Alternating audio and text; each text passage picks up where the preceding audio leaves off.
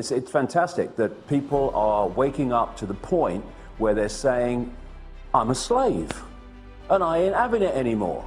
That's the great Rubicon that needs crossing so we can do something about this. The reason I'm just going to put this information out, people make of it what they will, is there's another agenda going on here too. And if the genuine response to this grotesque enslavement of humanity in terms of finance and in terms of so many other things is going to be challenged effectively, then people need to get streetwise to what this other agenda is. And also the fundamentals of what we're dealing with. So I'm going to take it in stages. First of all, the fundamentals of what we're dealing with.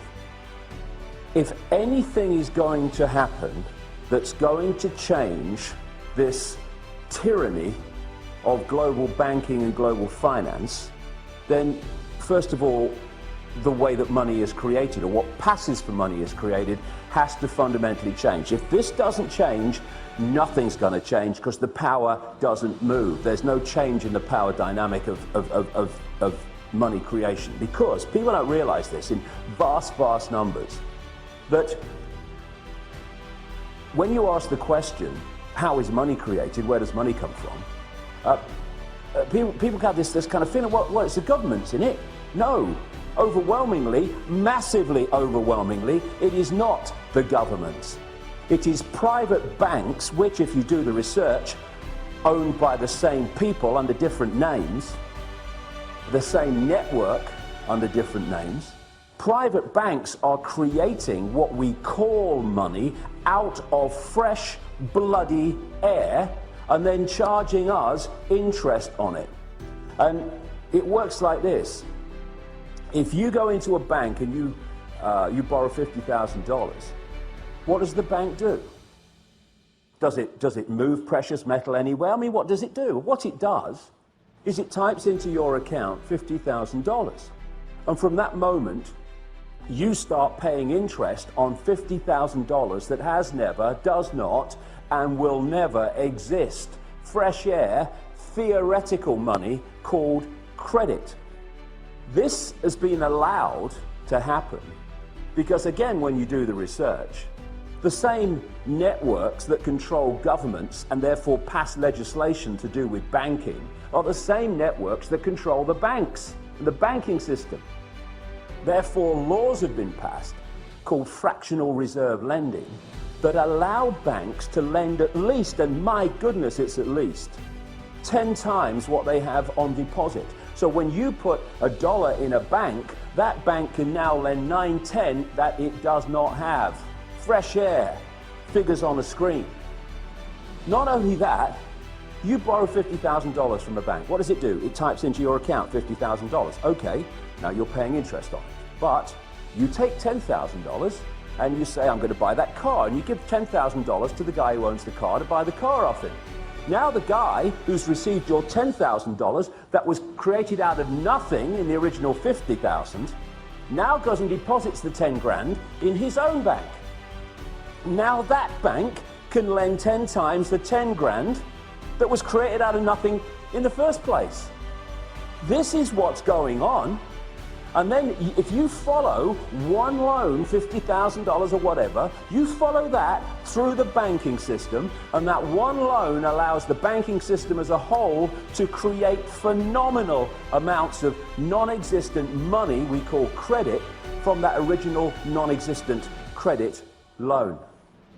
This is how the banking system, ladies and gentlemen, have taken the world over. Why wouldn't it when they can do that?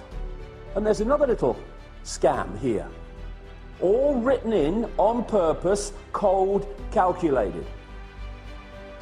When you go into a bank and you borrow $50,000, the bank creates, even in this theoretical, ludicrous way, $50,000. But you're not paying back $50,000, you're paying back $50,000 plus interest. The interest is never created, even as credit, which means a simple fact. At any point in time, coldly calculated, designed to be, there is never anything like enough units of exchange money in circulation to pay back all the principal on the debt and all the interest on the outstanding debt. Therefore, people losing their homes, losing their businesses, losing goodness knows what else that they've worked for is built into the system. Now, when you have a boom and there's an expansion of this non-existent, ludicrous money called credit, then Peter pays Paul hides to a large extent the fact that we're in this situation where the outstanding debt cannot be paid back or even nearly paid back plus interest because there isn't a units exchange to do it. But when you go into a recession or a depression and there is a contraction of those ludicrous units of exchange in circulation, then it becomes blatantly obvious that there's not enough units of exchange to pay back all the interest on the debt and all the principal, and that's why you get this explosion, which we've got now, of people losing their homes, losing their businesses, losing their land, their farms, etc. And all these tent cities that are appearing around the world.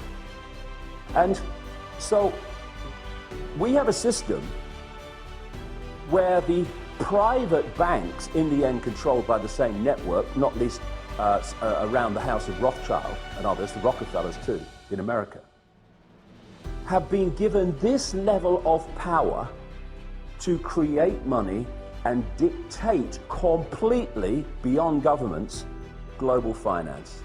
And that's why they're able to create booms and busts at will. That's why when they want to create a bust and a depression, which they have now, what do?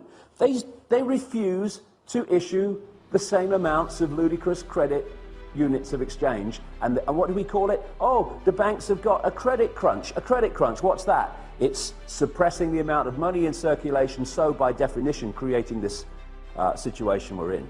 The whole money system has been designed from its creation to be a system of human enslavement and human control and human suppression.